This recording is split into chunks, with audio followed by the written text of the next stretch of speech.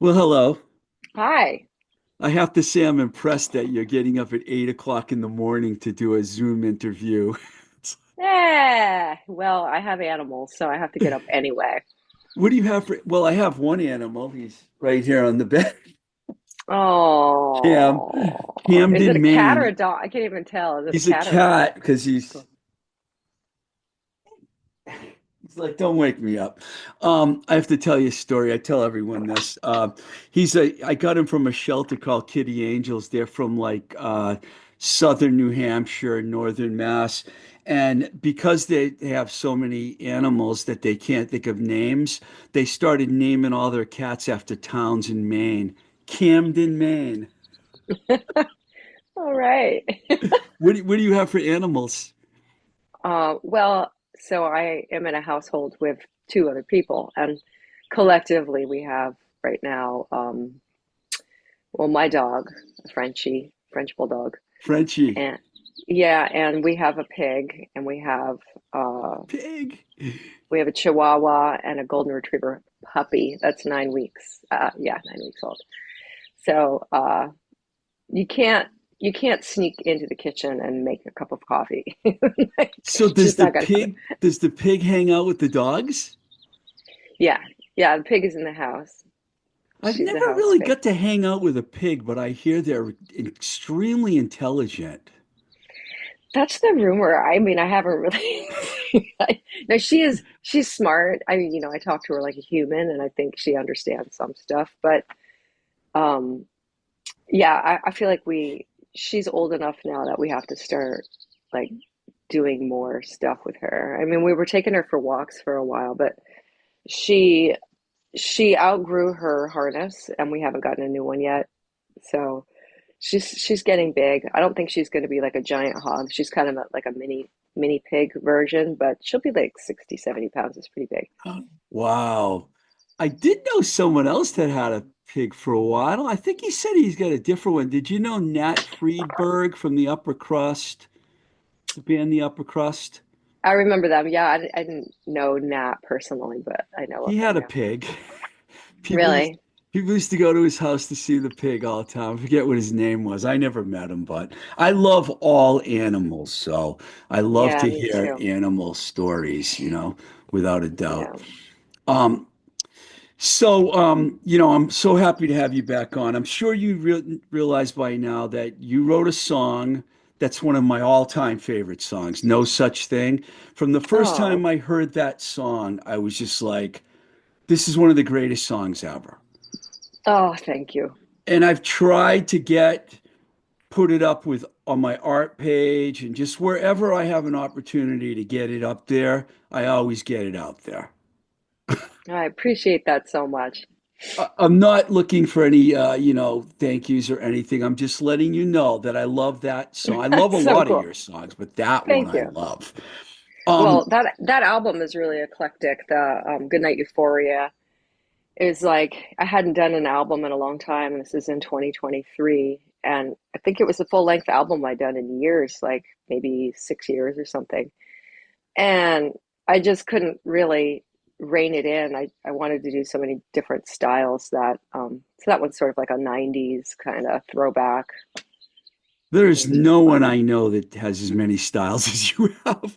And we're going to start off with the heaviest one because I have to talk to you Yeah. about Black Uh-huh. Sabbath because I'm sure you realize that you're in a legendary band.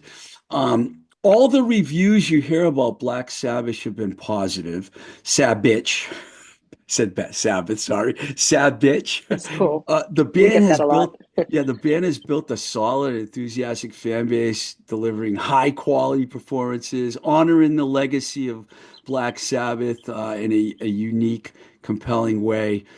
How do you feel about where the band is right now? Because I know I'm going to ask you about Europe because I know you go to Europe quite a bit, but how do you guys feel about where you're at right now? Well, the band's been together for, a decade, and it's sort of like that band had legs from the beginning before I was in it because of the name and the concept and because of Black Sabbath. I mean, this is why people are doing tributes. Um, but I think that, it takes a decade for bands to get anywhere. And, now we're kind of we're not really on a hiatus. We've just been touring a little bit less this summer. We're all kind of working on different projects. We hit it really hard last year. Uh, and so we kind of just collectively decided, due to politics and other things, to let's just kind of cool it for a minute. We have a record coming out, so we've been working on that as well. So our touring doesn't start until August. We haven't even announced the tour yet, but we're doing a short East Coast run in August, and No then way. touring. Yeah, just we're not going to make it to Boston, unfortunately. Oh, It's just 4 shows. Because Angie has been working on Fire Island, and so we miss her, and we're gonna go out and do some New York shows and a Pennsylvania show. Um, so then we have the UK and Europe, I believe, starting in October for I think 3 weeks or something, and that's pretty much it for the year right now. you were That's in band. Europe not too long ago, though, right? Not. I don't think we were this year. In 2023? I mean, excuse me, 24? I don't even know what year it 24 is. we were. Yeah, we had a couple runs last year in Europe. I think maybe two. I think we did, yeah, two last year. I always want to ask people this, and I never do, but can you share with our listeners what a typical day in the life of a lead singer being on tour in Europe would be like? Like what I think you guys did England, didn't you do a bunch of English dates?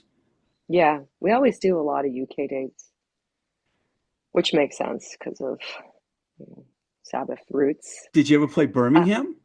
yeah, yeah, we have. Wow. Well, just give my listeners like a what it would be like waking up in the UK and a day of the show. What would happen with you? It's probably not as exciting as you're hoping for. My day is different than the rest of the band because I get up and like work out. But yeah, it's usually like you're just racing against hotel times, checkout times, trying to get as much sleep as possible, and then sneaking in a little bit of exercise, usually like I could grab like a half an hour of yoga or something. Um, and then checkout times like 11. So it's like last minute showers and coffee in the room. That's terrible. And then hit the road and usually don't make it to hotel check-in at the next town. So we're just going straight to sound check, which usually starts around 4, like load in around 4. And so you load in, you're tired and hungry, and had a lot of laughs along the way. And then, yeah, we usually have a sound check for an hour or something, and then dark stage, we can go grab some dinner, or, a lot of the clubs have dinner. So that's kind of it. I tend to make it look, I want to I want to remember the cities that we go to, and it's such a whirlwind that a lot of times if I don't make a point of going out and walking for 20 minutes after sound check, I can't remember where we've been. So I take photos everywhere of the town. Like if I get to in the morning, take a walk before hotel checkout. I do. And, I'll walk around a city and just like go across a bridge, take a few photos. Um, those are on the days that we have shows because there isn't much time to like do any tours and things. But when I come back, people are like, "Oh, wow, it's great! You got to see so much of the city." It's like you take a lot of photos in 10 minutes and then post it on social media, and then people are like, "Oh, wow, that's amazing! You're really getting to see." I'm like, "No, I'm seeing the inside of clubs." I got to But tour with bands in the 90s in the US, and I know what you're talking about. But there's two things I want to ask you about. You mentioned exercise. So every single morning you exercise, no matter where you are? just about. I mean, sometimes it's like a little counterproductive if you're exhausted. And, if you've only slept, you've had a few nights in a row of not sleeping enough. But yeah, I mean, I try to. Like what kind of you mentioned yoga. Is it yoga mostly, or do you like do like weights or run, or what do you I don't do? know. I get obsessed with a different thing every couple of years, but I've been doing yoga for a really long time. Like, I don't know how long, but um, I yeah, I mean, I have a great yoga studio now called Shiva Yoga, giving them a plug, in West Hollywood. It's the best studio I've ever been a part of. And they have classes, like if you join the studio, they have classes online that you can take, like you can join the class live. I don't, probably a lot of studios are doing that now, but I had never done it before. And if the hours line up, I will do a class live. But if you're overseas, they have a whole backlog of all the classes that they've taught, and you can just take a class that's been pre-recorded. Sometimes I take one and they're talking to me because I'm in so many of the classes. Like, oh, I still need that cue. Um, but yeah, they're fantastic classes. So that's mainly what I do. It's pretty convenient to do like quietly in the room, or if there's a most of Europe doesn't have much for like a fitness room. There's like maybe a treadmill and a water cooler in there anyway. So I'm not going to ask you how old you are, but I know that you've been at it for a long time and you look absolutely fantastic. So thank whatever you. you're doing, I would just keep, I would keep doing it. I And also got sober a couple of years ago. I wouldn't say that I was like heavily abusing substances, but the party slips a little, in LA. You're like, whoa, I guess, you go to the doctor and they're like, how many, do you drink alcohol? Yeah, yeah, socially. How many drinks a week? And you're like, 20. That's a lot, So that kind of fell away from me, and I haven't had like a drop of anything for 2 years, of course, I'm which thinking was of the really line where the doctor says smoking and tripping is all that you do. I couldn't help but think of that. Well, 'cause I'm sure you do that song quite a bit, right? yeah, yeah, yeah, Um, yeah. I'm not just going to talk about Black Sabbath, although it's a very interesting topic to me. But I wanted to ask you about the playlist because I recently I had Night Bob on. I don't know if you know him. He's like a legendary sound guy. He just did a bunch of shows with Les Zeppelin. So we were talking about how popular they are, and I know you guys are really popular. Did you ever do a show with them, by the way? No, but I remember seeing them when I was young, like back in Burlington, Vermont. And I was like, that is just awesome. I Same love, guitar player. She's been there since the very wow. beginning. I'm trying to get her on the show. Hopefully, she'll be on one of these days. Because That's super cool. I mean, I'm more of a Black Sabbath fan, but I do like Led Zeppelin. I did like Led Zeppelin. I mean, I put that number three on so much because that album is just absolutely me. I mean, I listen to all their records, but that one. Um, the playlist. I mean, I mean, who does someone particularly write the playlist? You guys do it together? I mean, how does that work? It's, I mean, we have a core of songs that are crowd pleasers. We just, like we always want to do the deepest cuts we can get away with. Because, I mean, we have a catalog of 6 albums that we draw from, the first 6 albums. So there's just certain things that are like, if you don't play it, it just kind of sucks for people, so Like we kind of Iron stick. Man probably is Actually, one. we never play Iron Man. We've never No. played it. It's so boring to me. I'm sorry, but like, I mean, like, I was just not excited. I can't hide it. Like, if I'm not stoked to play it, it's just. So yeah, we don't do Iron Man. Sometimes we do the whole tag at the end, the whole jam, um, but not, yeah, just as an instrumental. Um, but yeah, we always do like Snowblind and Children of the Grave, and Love those. but You picked two of my favorite ones right off the bat. Fairies Wear Boots would be if number Fairies Wear three. Boots, we do a lot. We do the Wizard a lot. Yeah, you play So harmonica. I've seen you do a live version of uh-huh. the harmonica. You're Yeah. good. Oh, well, that was the only song that I learned how to play on harmonica at first. I was like, all right, I guess I got to get a harmonica and figure out how to do this. And it was like a big deal, you know. Is it a Um, certain key harmonica that you had to get to do that one? yeah, it's a G. So, so that took me a while to figure out like what key, you know, like because they down tune as well. It wasn't, I was like, I don't know if this is actually, I don't think that record is down tuned. I don't know because I don't play guitar in that band. But yeah, so actually it's really cool because now I play harmonica like in like whenever I want, like to other things. It seems super easy. But that was the only song I played on harmonica for probably the first like 5 years. Did you ever get tempted to like pull out a blues record or something and play along with it? Yeah, I've done that. Sure. Yeah, I've got a bunch of harmonicas now. I've got, I don't know, not that many, but maybe like five different Yeah, keys. because that's what I think of when I think of Yeah, harmonica. I think of blues.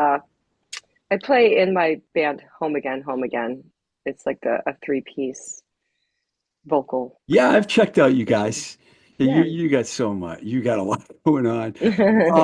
So the playlist, I mean, does someone particularly write it, or is it a band, the whole band contribute with it?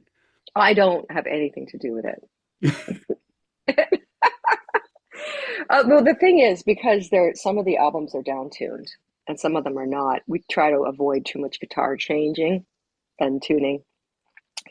So it has to have a flow that way. And so everybody else kind of, one person will start with a set list. It's been Mel lately. And then someone will text in the thread, you know, a change. And then someone will write back like, ah, that's good except for this. So it just kind of does that right up until we start playing. So I don't even really write one. I just look on with somebody else's. Is it always just one set that you guys do? Or do you ever have to do two No, sets? we do two. So we play, sometimes we play like 2 hours or more, Wow. including encore. Encore sometimes like two songs. But it's usually if it's that long, it's two sets, and sometimes we'll do like one long set, like an hour and a half plus encores. All Aussie, right? No Dio or Tony Martin or anything like that, right? Yeah, all Ozzy. We've done like I think uh maybe once we did a Dio song. Yeah, it was just once. Heaven and Hell. No, for his birthday it was I don't know the material that well. I can't remember. What did we do? Sign of the Southern Cross? Same album. I don't remember. Now, Yeah, it was a were Sign of the you Southern. like, I don't remember if I asked you this the last time you were on or not, but did you grow up a Black Sabbath fan? I grew up an Ozzy fan You did. before I was a Sabbath fan. Like yeah, my older sister introduced me to Ozzy and brought me to a concert when I was like 11, I think, in Montreal. That was my first concert was Ozzy. First Yeah. concert. Hmm. I think you did tell me that Geezer might have showed up at one of your shows. Was it Geezer that saw you guys play, or did anyone in the band ever see you? Not as long as I've been in the band, but we did play I think we did like this collaboration for an art show. Uh I met I yeah, I think I mean I've met Bill Ward. Geezer was there too. It was at this art show. It was like a Sabbath art show, boy, long time ago. Was that in LA? Yeah, it was in LA and it was uh Shepherd Ferries maybe? I It think. doesn't matter. I was just curious if Yeah. you ever, if those guys were ever around. Yeah, I don't think they get out much. But they're well aware of us. And you know, Bill Ward sent Angie some drumsticks for her birthday. Wow, Yeah, that's it's cool. pretty yeah, pretty cool. So how do you do this? You like you transition between, like Black Sabbath and like the Neon Pink album. Because I saw one of your posts recently where you were relearning all that material or starting to play it again. How do you do that? How do you transition? Because there's nothing in common, I don't think, between the two. It doesn't feel that way to me at all. Um, I I think that I really enjoy songs and production. And if I were to take any one of the Black Sabbath songs, one of the reasons I like them the most out of metal or like early roots metal is because of melody. And if you strip away production and sound, sounds other than just the basics of guitar, of, like an acoustic guitar and a vocal, it hangs together beautifully as acoustic material. You can play any of those Sabbath songs as country or blues or Do you ever however do you want that? to. Do you ever do that like in your when you're doing solo or anything like that? Yeah, I do. When I first came to LA, I started playing acoustically. I've always been more of a rocker, but when you move into a small space, a studio space, I think this is like a big reason why such a huge country scene in LA is because people start playing Americana. It's not just like I want to play this music, but it's like this is practical for me. And maybe I'm just speaking for myself, but I started doing that. And I I always played Changes by Black Sabbath in my very first country project, which was I was doing kind of a one man band thing with like a suitcase drum kit and playing guitar. And I had a Wow, pedal steel player, and my friend Andy started playing with us on his keyboards. And yeah, Changes was one of the staples of my sets. And I yeah, that's but that's cool. it. I hadn't ever really done it. But those songs translate really well into acoustic songs, and that's usually how I learn them, just because it helps me remember the lyrics better if I'm playing if I'm playing the chords and know the kind of the arrangement of the song. It's But interesting. yeah, Go go ahead, ahead. go ahead. I was just going to say that stylistically, it all makes perfect sense to me. Like I don't really see it as, I've done a synth pop record and but I play all this when I play them at home, it all just feels like one thing. It doesn't. It's just production, and I really enjoy that aspect of playfulness. Yeah, I wouldn't have thought of saying country, but now that you mention it, even when I listen to Super 8, I hear a little country in there, but Yeah, Americana might be more of a way to describe it. Let me ask you this question. When you think back to your early days, like in the Boston music scene, were there moments that you felt were pivotal in shaping the direction you ended up going in when you moved to LA? Because I know the Lavas were a lot different and Zola Turn too, but did you take anything from that with you? And from what the did you Boston take? scene. Yeah. Yeah, Like what I you think learned, that I mean, what you learned about playing out and recording and everything here compared to LA. yeah. So in Boston was a interesting transitional time for me, even though I was there for like 8 years, I guess. That long, huh? Wow. Yeah, yeah. I was in Lexington for a little while, Concord for a little while, Somerville for a while. But I think that it was more of a personal thing for me. When I moved from Burlington, we had just gotten dropped from our label, but we got like a huge payout. So I bought all this equipment for a studio, bought a house in Concord, Massachusetts, and essentially became more of a recording You project. bought It, a it was, house in Concord? yeah. What a great place to live. Do you still own that house? No, I wish. No, it was a disaster. Uh, Sorry. no, no, it's all good. It's all part of my life. But yeah, it was just the relationship fell apart, and so it was a pretty tough time, and I that's when I started writing more, just doing everything myself. And that first album that I did while I was there was kind of like a breakup record, but I spent the year kind of couch surfing and going to different rehearsal studios to write that album and record it myself. So I did, the drums and the bass To and a the star vocals and the with a yard, keyboards. is that the record? Yeah, to a Yeah. star in the yard. Yeah, in the yard, sorry. Yeah, so that was sort of like an empowering moment, for lack of a better word. Just realizing like I really need to have control of my own music and not depend on people for a minute. So So that was my experience there, along with like Audrey Ryan kind of really helped me a lot. She pulled me out of the cave, and she's like, "Let's like play out, you know, like I like your stuff, and come on tour with me. Let's go out to South by Southwest, and we'll take your car." So we had a good time. We, toured out there and back, and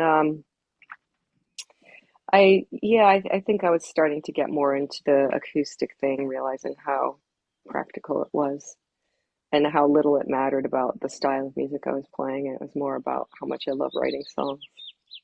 Yeah, you have a lot of stuff now on your Bandcamp page, which I highly recommend to people to go back and check it out. Um, Good Night Euphoria, Break the Spell, Neon Pink. Um, that's the order, right? Was that the right order? Yep. Yeah, those are really good records, and you really have come a long way as a songwriter. Before I talk about your songwriting, the names I've noticed lately, Dave Druin and Timothy Phillips, they seem to Hmm. be coming up a lot. Can you talk about your relationship with them and how they've been helping you? Yeah. I guess it's been a few records, right? Yeah. Yeah. That actually takes us back to Boston. Because right before I moved from Boston, I was playing a show with Audrey. She was releasing an album when we did a really cool show at a church somewhere that she had organized. And she pulled a band together of kind of like all stars or people that she really loved playing with. And I guess there was probably like 10 people there. And I met a few friends that I'm still in touch with, one of them being Dave Druin. And we started recording together back then, like right before I moved. Oh, cool. I didn't know that. Yeah, Wow. yeah. So we've been longtime friends. And moved here and life got busy and we kind of got out of touch. And then over the pandemic, he asked me to do some backing vocals. And so we got back in touch and then we had so much fun doing it. I was like, hey, could I didn't realize you were doing production for so many people now. And we got really good at the remote stuff. So we did the whole album. All the albums have been done remotely so far. And that workflow is incredible with Tim on the mixing and mastering. Those guys are just so fast, and I love Dave's ideas for production are amazing, and we've done some writing together as well. Are they a And team, those two? for sure, yeah, Yeah. yeah, I think they always work together. I mean, Tim does tons of other stuff, and but I think Dave always uses Tim for production, for mixing and mastering. So would you say those guys have helped with your sonic evolution in terms of the sounds you're looking Totally. for? Yes, completely. It was like, oh, I don't have to ask for anything. I mean, I went from like recording everything myself, which took me a year, to like here you go in your inbox. Here's something. Here's this beautiful like here's a silver platter. Just sing on it. It's like all done, like real beautiful instruments and not having to ask for anything. So, it's a good fit when you don't have to ask for anything. It's like, oh yeah, this is totally what I wanted to hear. So I'm not sure because I haven't looked at all the credits, but is there co-writing going on here too, or is it just you give them a song and they work on it? How's it work? A What's your little bit of process? both. Yeah, a little bit of both. Like Goodnight Euphoria was all my writing. I think Dave wrote one song for that, Relentless Sunshine. I think it's maybe, I can't remember, maybe track four, maybe later. I don't remember the order. Yeah, that was his song through and through. And he's like, I don't want credit for it. I just, it'd be really cool, if you want to use it on your record. And uh, he's he's done so many albums, I think, at this point, and he co-writes with a lot of people that he works with as well. Um, and then maybe we co-wrote, I think we co-wrote another song on that album over the phone. Uh, yeah, Never Occurred to Me also was a co-write. And then for Break the Spell, that was like 50-50. And again, he's like, yeah, I don't really want writing credits. I don't really need it. But I'm like, yeah, I ended up putting him on on my performing rights organization, so he gets credit. Um, I don't want writing credits until we hit the Billboard charts, and then oh, wait a second, I wrote half of that. he doesn't care. He's got his own thing going on. He's Yeah, I an don't know. I incredible, don't know. I'm just incredible, joking. incredible artist in his own right. His band Cold Engines is awesome, and he has a few other projects as well that he's doing tons of Cold. writing Okay, for. so he's in Cold Engines. I didn't know that. Okay, Yeah, wow. yeah. I had so much fun. I went and played with them a couple weeks ago. They played at a festival in Maine, and I sat in on guitar. It was great. Really? Yeah, Where that in was Maine really was cool. that? Harmony? It was all, I mean, the weather is horrible. It's New I was England. like, I know, it was like pouring rain and 50 degrees, and I think my lips were purple, but I just had a giant smile on my face. I was having so much fun. I feel sorry for anyone out there in the world that thinks that New England has good weather because it's either too hot, too cold, too windy, too rainy. There's I no good know. weather. We have to Great say, people. oh yeah, the people are. That's true. Tough. We're tough. Yeah. But yeah, whenever I go to LA, I'm just like, what the hell? Why did I ever leave this place? You know, it's Ugh, like, yeah. um, okay, where was I? Oh, let's see. Yeah, your lyrics. I wanted to ask you about the songwriting. Now, I know you said you do some co-writing, but I think you probably write all the lyrics, right? Not all. Sometimes, I mean, it's any which way with the writing. It really comes out a lot of different ways. I do a lot. I do write a lot of lyrics.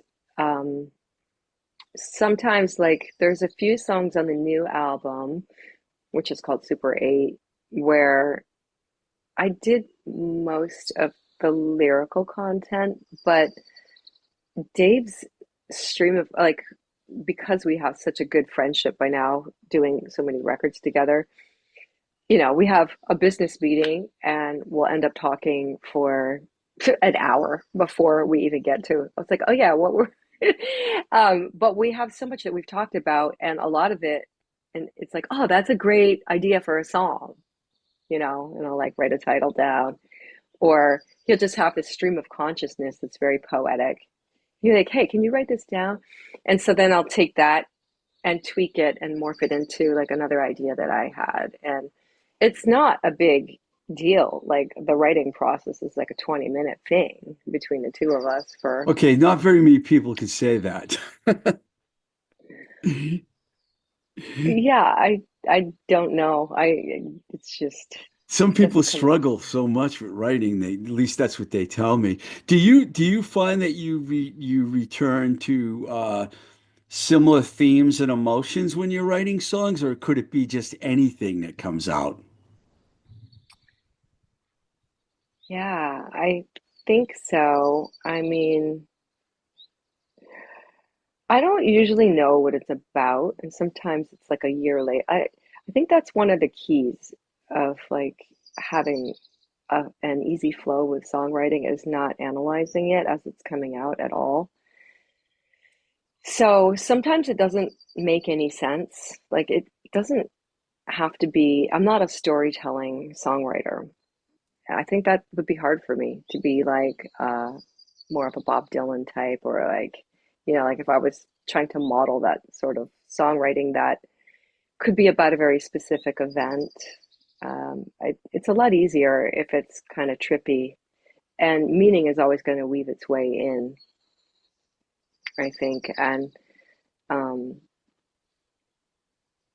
you know, you'll be reading the lyrics later and you're like, oh, yeah, I guess like subliminally it makes sense that that was about what was going on in my life at that time in a sort of poetic, hidden way.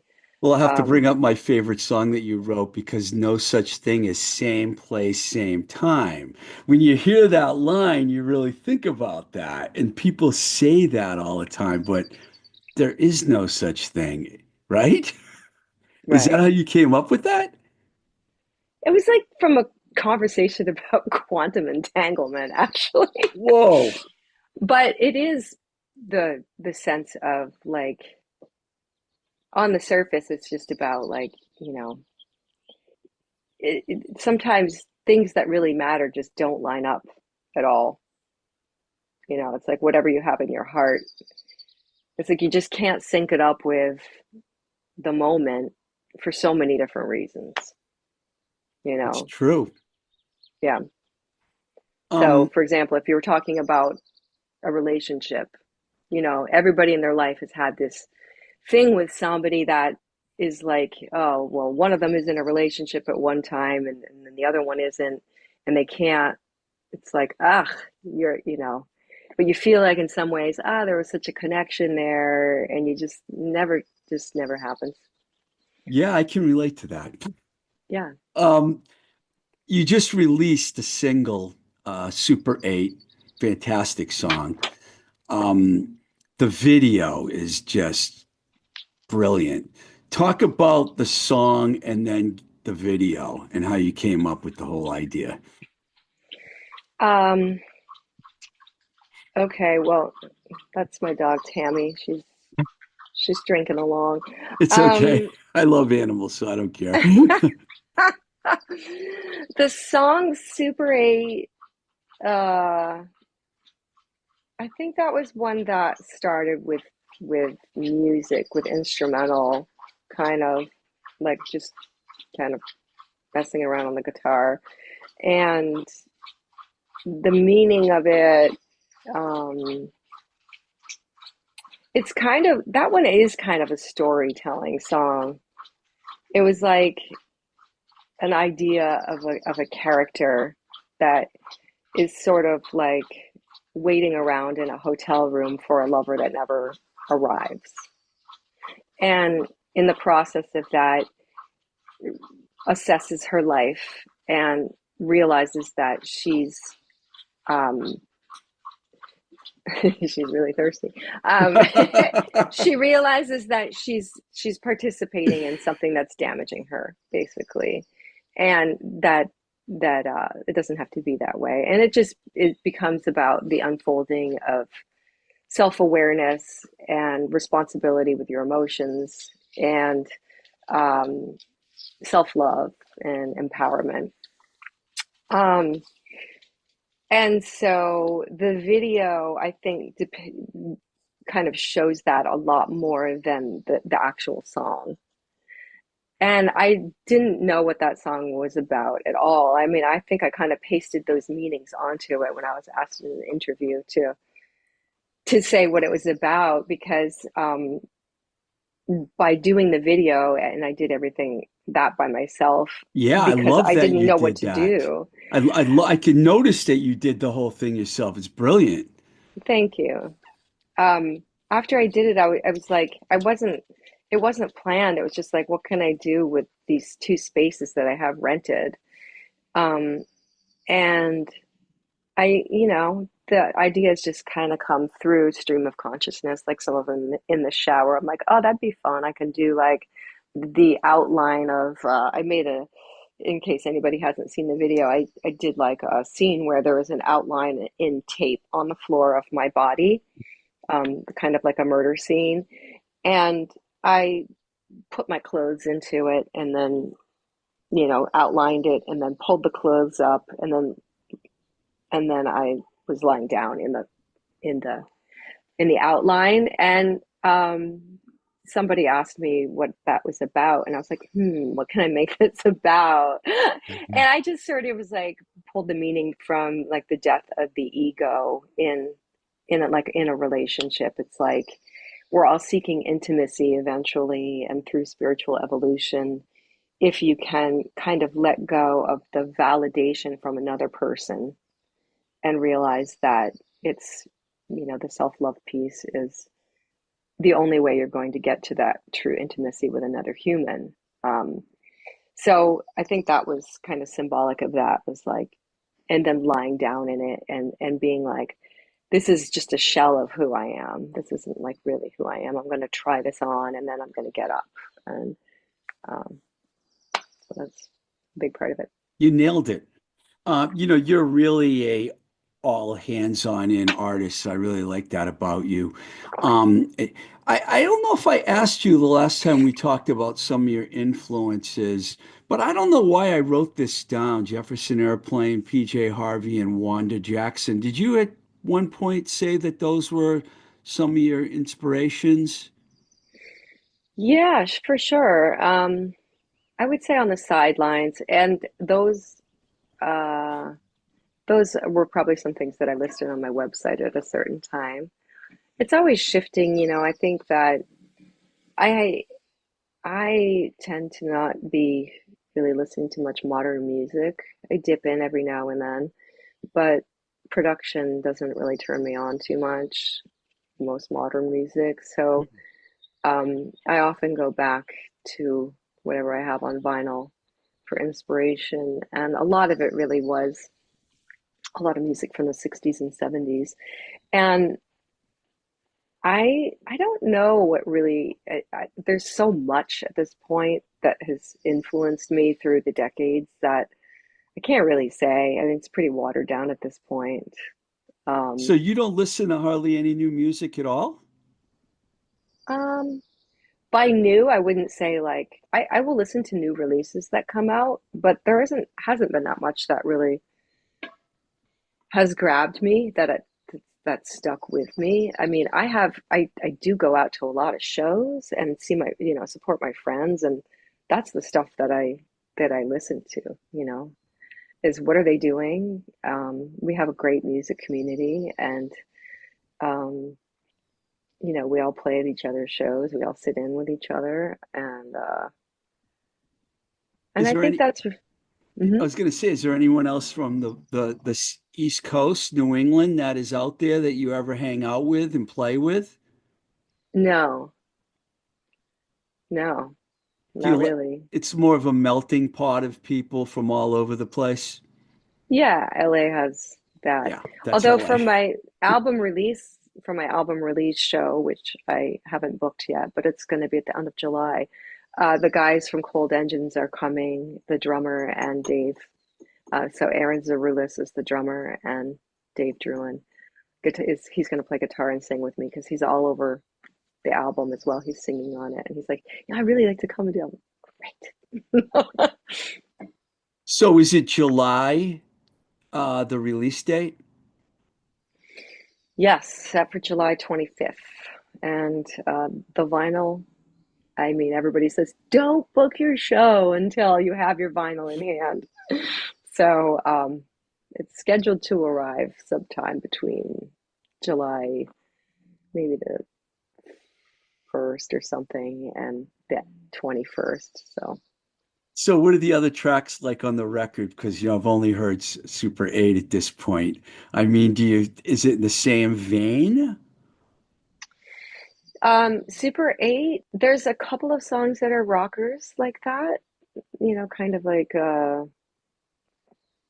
of more Americana rockers. Like there's another one that's similar called See You Shine, and it has a little bit of like a Neil Young kind of feel to it, like a Crazy Horse era. There's a lot of tripped out stuff. There's one song that I love called Day Moon that's has somebody that heard it was like, yeah, it's got a T-Rex thing going on. I was like, yeah, T-Rex. yeah.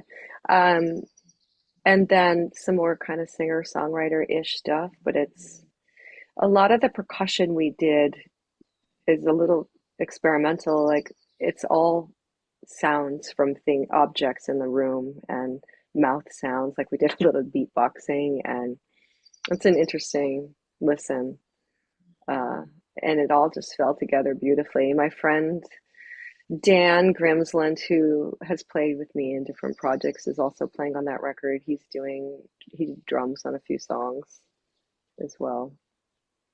Um, and the style of the songs is, I would say, more closer to uh, Goodnight Euphoria, my first album that I did since I've been in LA. A little more tripped out. Nice. Yeah.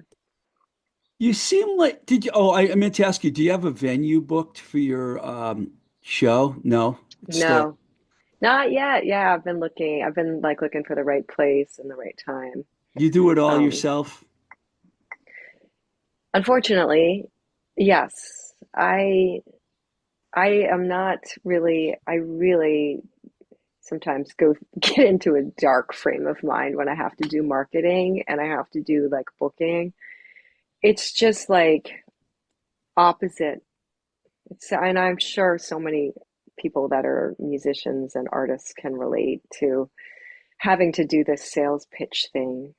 It just is soul sucking.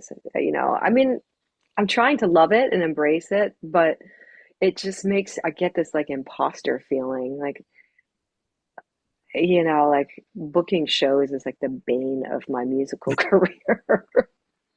So I have to kind of like, I have to just deal with it. But yeah, I've been working on that, and usually I feel like you have to just keep copy and pasting and hounding people. Well, you're talking to someone that's booked so many shows over the years, and bands still come to me. Will you manage me? Will you book? No, no, I'm Oh, done with all no. that. No way. Way too much. It's a Yeah. lot of work, Good. and if you're doing it all yourself, that's a lot. And now Black Sabbitch probably has a booking agent, right? Hmm. Yeah, that's what I figured. So you're Yeah, we seeing the got Kruise. best of both worlds. Well, I don't know if you want to call it the best. You're seeing It both sure is. worlds. Yeah, it's cool. It's all good. Yeah. And you probably have it in your head that you're going to be doing all of this for a long time, right? Yeah, You're in it for the long haul. totally. Yeah, and it's always, I'm just following it. I don't really feel like I'm directing it. It's just whimsical and wherever my heart takes me. I'm like, okay, I guess I'm doing this now. Do you still have that lemon tree in your yard? No, I've moved. It's a different lemon tree. There's a lemon Yeah, tree in every yard. I know. Yeah, it's I one in love California. lemons. It's not as good of a lemon tree, but it is, there's a little fruit. Well, for people I listening, miss you can that go on tree. YouTube and watch the video of Black Sabbath playing under the lemon tree, which I really loved. I loved that. I'll write a song called The Lemon Tree There you just for you. go. And that pretty soon you'll be in Led Zeppelin if you write a song called that's the Lemon song. Okay, sorry. Yeah, the lemon Lemon. song. Well, hey, thank you so much for coming Yeah, back thank on. you. I Yeah, really thanks for having me. I'm a Great questions. huge fan of yours. I really am. Thank And you. I wanted to try and hook up with you when I was in LA last time. People don't realize, well, you realize it because you live there, but LA is big. So if you're in the South Bay and someone's on the east side of Hollywood, it's like take a day to get there. It's I know. It's not that you're ridiculous. not wouldn't be worth it, but getting around sometimes is difficult. It's But so true. someday I hope to come out there and maybe you'll have a gig and I'll be able to check the gig out. Or maybe see Yeah. you on the East Coast. I wish Black Sabbath was playing a Boston show because I think that would be Yeah, me too. huge. It would I be know. a lot of Sabbath fans up in Boston. Yeah, we don't get to Boston much, unfortunately. Um, thank you, Alice. Yeah, thank you. My Really pleasure. appreciate you. All right. All right. Bye.